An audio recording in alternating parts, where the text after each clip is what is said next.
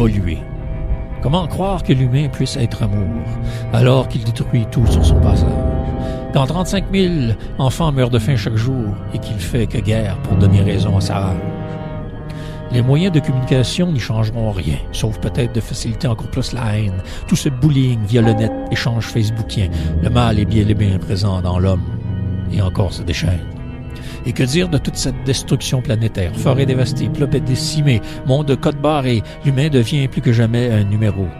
Au contraire, la rapidité d'échange profite ainsi aux arriérés.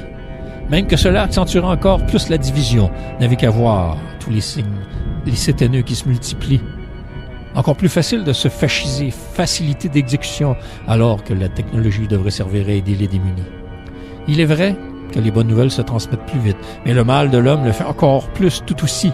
Quand un président déclare une guerre sur principal principe que Dieu lui est apparu pour lui dire « ce pays envahi », alors, faut pas se surprendre de toute cette souffrance. Enrayer la faim devrait être la première priorité. Comment avoir la conscience tranquille que d'inconscience? Dépenser ainsi des milliards pour mettre en orbite des fusées, alors que vos sœurs et frères ne mangent pas. Quelle ingratitude, injustice. Vous appelez ça être humain? Tandis qu'eux souffrent en silence, victimes, portant vos croix, pendant que vous vous amusez à savoir qui pisse le plus loin. Vos religions, finalement, ne servent absolument à rien, et totalement à rien.